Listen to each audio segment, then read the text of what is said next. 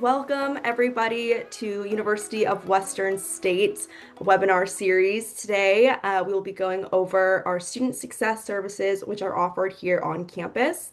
My name is Katelyn Power. I am the Senior Coordinator of Outreach and Partnerships, and I am joined today by our amazing advisors, Anne and Gretchen.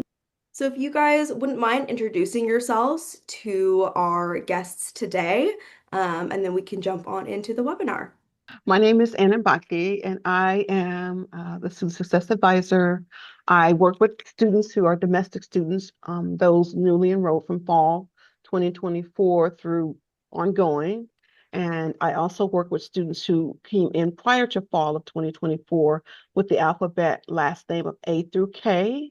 And so my primary responsibility is also supporting students who need accommodations. I am the first contact for accommodations to do an intake if you have or are living with disabilities or have other issues that come up. And I also provide student support in a number of ways that we'll go through on this webinar. My name is Gretchen Potter, and I currently take care of the international students, which is a different type of advising because it also includes student visas. And like Anne, there's current students that that look where the advising role is a little different, but for all of you new students, I'm international and domestic, and then I support Anne as best I can. So welcome. Thank you guys so much. All right, so to go over our first slide, we're just going to be talking a little bit about an overview of the different types of support that Gretchen and Anne give our students. So I will let them jump on into this slide. Advising for DC, NMD, and sports medicine programs. And what that means is, as a student coming into the doctor of chiropractic, the naturopathic medicine, and the sports medicine program, with the DC and sports medicine program are kind of uh, intertwined, because as you come into the doctor of chiropractic program, at least for the on-campus students, this is specifically for them, when you get to your fifth quarter, you're eligible and able to enroll in sports medicine, and you have a choice. So what that program offers you is a wealth of opportunities. You're going to be working with athletes. And so there are some doctors who want to expand their specialties and include sports medicine. And so we do advising for both of those programs. And then the naturopathic medicine, of course, is a longer program. And so has a couple extra quarters. But again, the advising element for myself and Gretchen is going to be pretty similar. When you come into those programs, we're going to be helping you look at your progress, really. How are you doing? Are you on track? Are you meeting the course requiremements and the GPA requirements? And so for each of those programs, they have a specific GPA requirement. And so there are a lot of ways that students can go south on that. And it's because they are all intense programs. And so the goal for myself and Gretchen in advising is to support you through these programs. And so that includes offering you referrals for tutoring, offering you referrals for wellness or well connect or mental health counseling, and then really just sitting down with you when you need to figure out what's really happening and you want to look ahead, and then double check and make sure you're on track for graduation. Okay. And I'll just add that Ann and I oversee tutoring. We are not tutors. The tutors are it's fellow students that have already taken those courses. And that's open to everybody and it's free. So keep that in mind. Even if you don't come to see us for some reason, you can still do tutoring. And tutoring starts the second week of school. So if you come to campus and you're getting a little overwhelmed the first week, you do have to wait out that first week because we have to get our tutor schedule sorted out first. And then Ann and I will both do academic coaching, which is helping get you set up to be a student again, especially like if you've been away from being a student for a while. It takes a little getting used to go back to that life versus pretty much any life where you're not a student. So we can help you with that as well. Awesome. Thank you guys so much. That tutoring aspect is so important. These are rigorous programs that we have here on campus. So the fact that that is offered to all students that second week to start is phenomenal. So thank you guys so much. Yeah, and I want to emphasize that the tutoring and the counseling referrals, we have Well Connect as our provider currently for providing behavior or mental health support for students, and those are free. The university is currently providing those services for free. The tutoring is peer-to-peer. So these are upperclassmen that provide the tutoring who have passed the class with usually an A, and in some cases a B. So, yeah. Awesome. Thank you guys. All right. Now let's talk a little bit about our accommodations that we have for students here on campus. So we talk about the American Disabilities Act and accommodations. And so by law, even as an employee, you're entitled to have accommodations based on your specific needs. And so one of our first steps is an accommodation intake, which is really just a short interview to determine what the student needs, what their disability or situation is. In some cases, we have students who come to us throughout the quarters because they've injured themselves jumping on something or playing sports or doing some other activity because that's just what happens in life. And so they are also eligible for accommodations because they are temporarily injured and temporarily unable to do specific things in their courses. Some of the other accommodations we do, there's no limit really because we take the situation as the student comes to us and we evaluate their situation according to law. And we do that as a team to make sure that, I mean, although I am the first person to meet with them and the primary contact, we do review the accommodations requests as a team so that I don't miss anything. And we discuss that, but we also take what the student is providing to us. We will ask that they provide some documentation from a medical provider or a therapist or some other medical provider, depending on what that accommodation need is, whether that's temporary medical or something that's a permanent disability. We look at that as well. And so the same thing with going into proctoring the exams. Once you're a student on campus and you've requested accommodations that include testing accommodations, because not all accommodations require extended time on exams or modified assignment deadlines or things like that. So each accommodation is different. However, if you are a student that does need extended time on exams, that's when proctoring would come into play. You would be coming to our testing center here on the second floor for all of your exams in which you wish to use your extended time. However, you always have the option of using your accommodations, especially when we're talking about testing. You're not required to come here if you don't want to use your extra time. So that's part of that. Amazing. Thank you so much, Anne. I take care of international students, and there's several things around that. But you actually start the process to getting your travel student visa in the admissions office with Stephen and Liddy, who are Katelyn's colleagues. And then at Welcome Day, it's a handoff to me, and then I'm taking care of you throughout your time and potentially beyond for things, something known as OPT and STEM OPT, which are ways you can stay and work in the United States for a year to 3 years after graduation. Our office takes care of travel signatures to allow you to travel on your I-20, which is part of your international student visa paperwork. And one of the things we also do is when you have opportunities to work off-site in clinic when you get to that point. And of course, there's things that have to be done to keep your visa up to date when you're doing that. So we coordinate with the clinic on that. So all of those things around your visa. We have a large number of international students, and the majority of them are from Canada. We love our international students. We love our Canadians, and provincial aid is a piece of the puzzle for the Canadian students. It's varying province to province on what you can get and what we need to do, but I will help take care of the paperwork you need for provincial aid as well as your student visa. Amazing. Thank you so much, Gretchen. All right. Now I'd love for you guys to go over some tips for our incoming students. Okay, I'll start us off. I said a little earlier about the tutoring. It is free, peer-to-peer tutoring for on-campus students. And we also have writing tutoring that is available for all students that has to be requested through your student portal online. Um, and that person will follow up with you.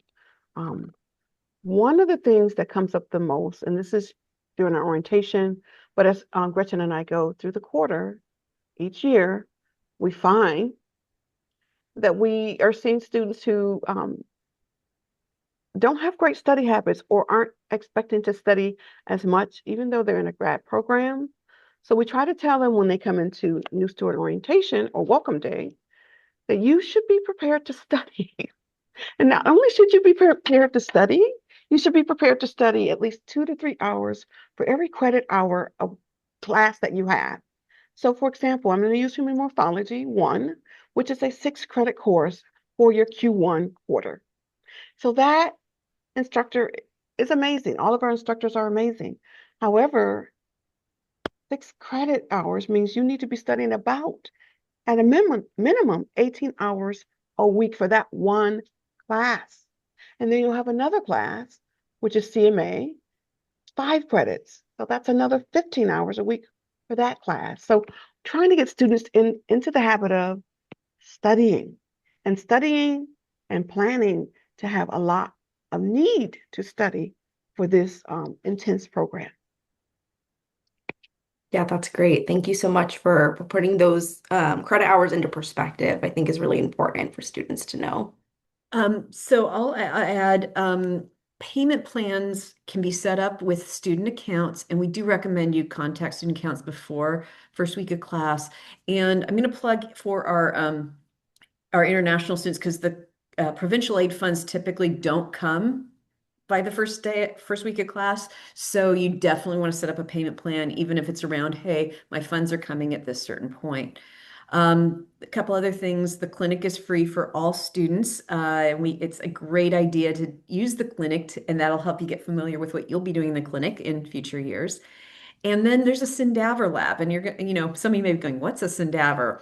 So it's a synthetic cadaver, and it's a place where you can do extra studying for morphology using this three-dimensional Syndaver, so to speak. So. That is so cool. And I've seen them in person, and they're a little startling at first glance, but they are really useful for our students. So thank you so much for going over that. All right. Okay.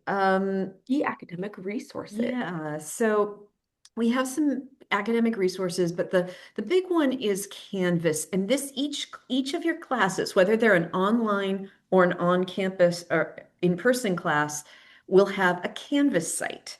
And you have to do stuff in that, like day one. The Canvas opens up to typically the Friday before, unless there's some technology issues. So what we want you to do is go into your Canvas classes that weekend before school starts. I know it's tough, but then you can get a sense of what's expected. And you can especially look at the two classes that Anne spoke about earlier, Morphology 1 and Cellular Molecular Architecture, which is known as CMA, in advance because both instructors, they have very different teaching styles, but they go over exactly what you need to do with them and know with them. And the more you have that information up front and have done it before your first day in the classroom, whether it's a virtual class or an in-person class, the better off you're going to be. And then, as Anne said previously, counseling support services are free for all students through Well Connect, and you can come to our office to get information if you need to seek those out. Thank you so much. All right, let's jump into the next couple of slides. So, we do want to cover some frequently asked questions just to better prepare our students. So I'll let you guys jump into these questions that I'm sure you get all the time. So academic planning, and we talked a bit about this. A lot of the questions we get, especially as students who've gotten past Q5, you start wondering, am I on track to graduate? We also have students who end up on special schedule because unfortunately they didn't pass that Human Morph 1 or 2, or they didn't pass CMA or pass a course. And so they really want to know, like, what do I need to do to get back on track or to make sure I'm on track to graduate. And that also will affect them going into the clinic. And so we always check in with students, or they come in and check in with us just to make sure. And that's part of our role as advisors. And also the sports medicine program, as I said earlier, it is a separate program. And so students that once they've gotten through Q4 are eligible to go ahead and register for that program. However, you do have to apply through admissions for the sports medicine program and be accepted to enroll. So you want to do that in advance. But yes, that is how you do it. You go through admissions, you get enrolled and accepted into the program, and then you would be registering every quarter, and we would be able to assist you with that as well. You're lockstep in the DC program, which I didn't say earlier, but I'll say here now. So you don't have to worry about registering for that. It's just when you become a special schedule student due to other issues, then you want to make sure that the dean or someone is coordinating your schedule for you. How and when do I get the Bachelor of Science in Human Biology?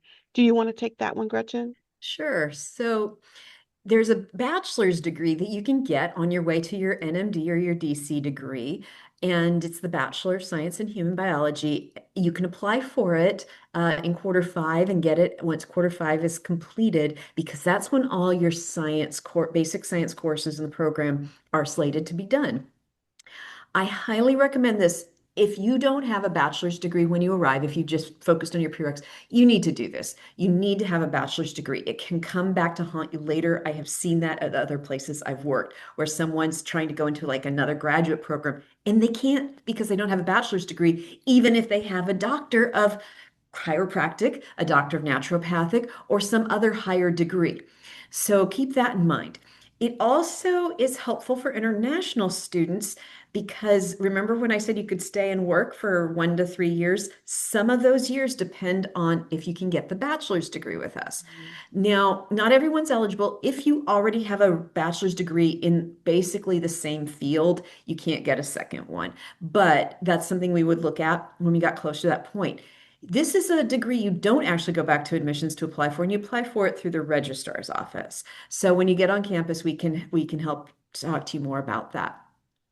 Boards are interesting, and I just learned recently, NMD, it's not called a board, it's called a licensing exam. So boards and licensing exams are a little different, and it also depends on where you're taking your boards. So if you're doing Canadian boards, how and when you apply is a little different than for your US boards in the DC program. NMD actually is nice because the licensing exams are basically cover North America, so they cover both Canada and the US. Um, each one's going to be different in terms of when you can do the first set of boards, which is going to be more the written part of your work. Going back to all those classes, all those sciences and everything. The second part of boards will be more of a hands-on. It's going to be the lab assessment. We do great job prepping you. We have a prep test that you do that's going to feel very much like what the boards are to help you get a sense of what that's like. And that includes that hands-on lab component. But each board is going to be different in terms of when you're eligible and when you can register. You will work with the registrar's office to get transcripts to your boards or licensing exam folk, and that'll clear you for it. Some of your boards will be after you graduate, however, you have to have completed your program before you can take those boards. Awesome. Thank you so much. All Um, right, so let's go through some more frequently asked questions. okay, so I'll start us off with the top. I haven't received my financial aid packet. Can you help me? Yes, we can at least go into the system, our CNS system, just at least check if there's anything posted for you. Now, we do not, Gretchen and myself, are not working for the financial aid office. It's a separate office. It is all remote, so you'd be contacting them online or by email or phone. However, we can at least go into the system and see whether or not your financial aid has been posted. If it has not, then we're going to have to direct you back to the financial aid office to get those other questions answered. But we can help you get started on what's going on. How do I set up a payment plan? And this is advisable, as Gretchen said earlier, before the semester starts. If you know, again, financial aid can take time to arrive. So you want to set up a payment plan so that you aren't charged late fees and that you aren't there isn't a hold put on your account to prevent you from registering or being in class. That is very important. We had that happen to several students this quarter, and they weren't able to register because they hadn't paid last semester's or quarter's bill, and they couldn't go to their classes. So please make sure you do that. How do I get late fees removed? It depends on whether or not you set up a payment plan in advance and the fees came into your account as a result of some error on our part or some delay on the financial aid or student accounts part. And then we can work with you to send you to them to get those late fees removed. But we'll need to know, again, why the late fees were assessed first. Gretchen, do you want to take the other questions? So add drop is the first week of school, but we do with the programs you're in, most of your classes are preset and prescribed. However, if there was a delay, say a delay in payment, and you had a hold on your account, you only have the first week to sort that out. We don't actually recommend you delay payment until that for that very reason.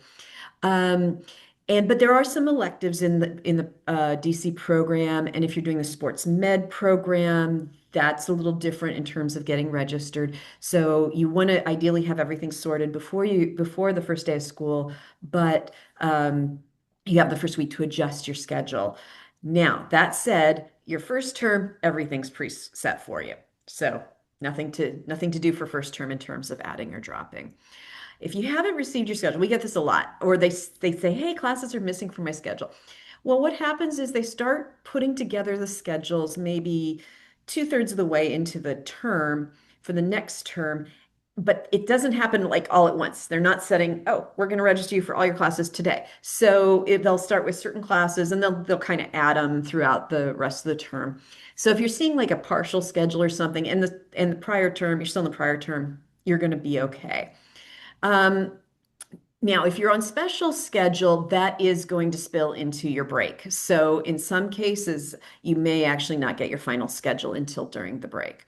But they will be ready by first day unless there's some type of hold on your account. Perfect. Thank you.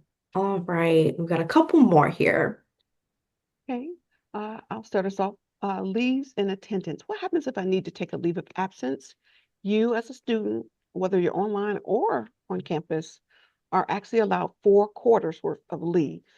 And what that means is things come up, family members, situations happen that can be emergencies, or perhaps you need a break or you need to, save up more money.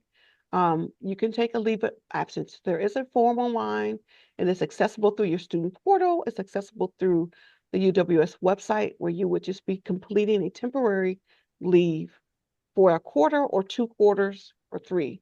However, once you've taken those 4 quarters off, then you would be subject to reentry, which means if you take off, you'd have to reapply. But typically, most students find that they only need a couple of weeks or they only need a quarter off to readjust and take care of issues that have come up unexpectedly. Second question, do I have to attend all classes during the first week of school?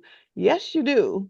And if you're an international student, Gretchen will tell you more. You really need to because we are relying on your attendance for one, for your financial aid status, and two, to confirm that you are in the country and you are doing what you're supposed to do if you're international students. But for all students, especially those who are receiving financial aid, you have to attend class. And you learn a lot during your first week, but also it will count against you, could count against you for your financial aid. Thank you. Yeah. Well, I'll take it from here by saying, how do I get accommodations set up? You talk to Anne. I can help as needed, but Anne is your go-to person for accommodations. And we would love to hear from you before classes start. That way you can set your accommodations up before classes are going. But we can also certainly hear from you at any point in your program to set accommodations up. And then clubs. So there is a different part of our office called student engagement, and that's run by Nikki Hinshaw, and that's the part that works with clubs and student government. Clubs are student driven here. So if you want to set up a club, you talk to Nikki and there's some things you have to do and you set it up. However, it also means we can't promise any given club at any time because we have had times where the student leaders have graduated and no one's taken up the lead that's coming still continuing students. So it's it's basically opportunity students for you to set up the clubs you want and need. Awesome. Thank you guys. Well, I want to thank both of you so much for joining me today on this webinar. I have put Anne and Gretchen's contact information on this slide, so please feel free to reach out to them if you have any questions or concerns. Thank you guys so much. Thank you, Thank Caitlin. you. Take care, guys. Bye.